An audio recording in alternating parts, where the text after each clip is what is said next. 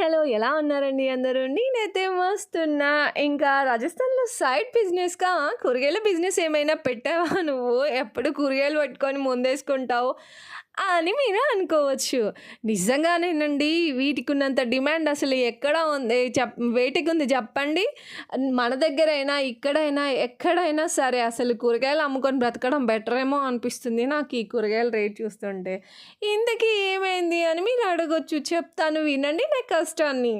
So, ఇంకా కూరగాయలు తీసుకొద్దామని పోయినా. ఇవాళ చాలా లేట్ అయిందండి. ఎప్పుడో 10:30కి వెళ్తే ఇందాక అంటే 1కి అలా వచ్చాననమాట. చాలా లేట్ అయిపోయింది. ఇంతకుముందు వీడియోలో చెప్పాను కదా! బయటికెళ్ళిన గాడి ఖరాబ్ అయిపోవడం వల్ల కూరగాయలు కొంచెం లేట్‌గా వచ్చాయి. దానివల్ల అన్నీ లేట్ అయిపోయాయనమాట. ఇంకా నా చేతిలో ఉన్న ఈ తోటకూర కట్టను చూసారా అండి? దీని రేట్ ఎంతో తెలుసా మీకు? అక్షరాల రూ. 90 బాబు. రూ. 90 బాబు. అయ్య బాబోయ్! తోటకూరకి ఇంత రేటు పెట్టడం ఏంటే తల్లి అని మీరు అనుకోవచ్చు. అండి, ఇక్కడ రేట్లు అలా ఉన్నాయి. మరి ఏం చేద్దాం? తిన తినాలి తప్పదు, తెచ్చుకోవాలి. మన దగ్గర అయితే నాకు తెలిసి ఇంత అయితే రేట్లు ఉండవండి. మన దగ్గర 300, 400 పెడితే బొచ్చెడు కూరగాయలు వస్తాయి మా సిసి మార్కెట్‌లోనైతే. ఇక్కడ చూసారా వీటన్నిటికి కలిపి రేట్ ఎంతయిందో తెలుసా? రూ. 1000 అండి. ఏమేమి తీసుకొచ్చానో చెప్తాను వినండి. 2 కిలోల టమాటాలు పట్టుకొచ్చాను. రూ. 64 కిలో ఉంది. మన దగ్గర ఎంతుందండి? మీ దగ్గర కూరగాయల రేట్లు ఎట్లా ఉన్నాయో నాకు కామెంట్ బాక్స్‌లో కామెంట్ చేయండి. అట్లా సరదాగా చదువుకొని ఎంజాయ్ చేద్దాం. ఇంకా ఈ సోరకాయ ఒక్కటైతే తక్కువ పడిందండి. రూ. 17 ఏమో పడింది అలా. ఇంకో 3 మ్యాంగోలు పట్టుకొచ్చాను. పిల్లలకి ఫ్రూట్స్ ఏం లేవు కదా తినడానికి అనేసి 3 మామిడికాయలు అయితే పట్టుకొచ్చిన.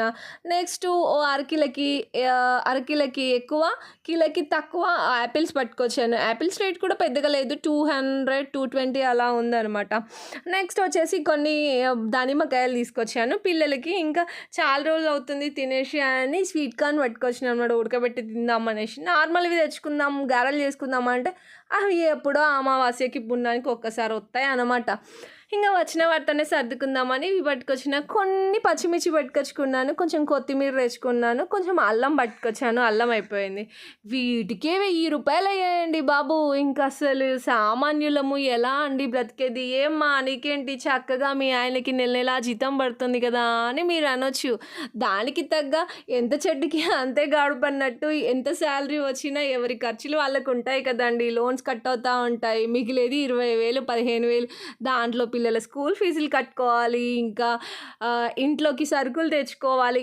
మీ క్యాంటీన్‌లో ఫ్రీగానే ఇస్తారు కదా అని మీరు అనొచ్చు. ఎవరండి చెప్పారు మీకు క్యాంటీన్‌లో ఫ్రీగా ఇస్తారని? నేను మీకు చెప్తాను ఒకసారి డీటెయిల్‌గా. కాకపోతే హాఫ్ రేట్‌కి దొరుకుతాయి అన్నమాట.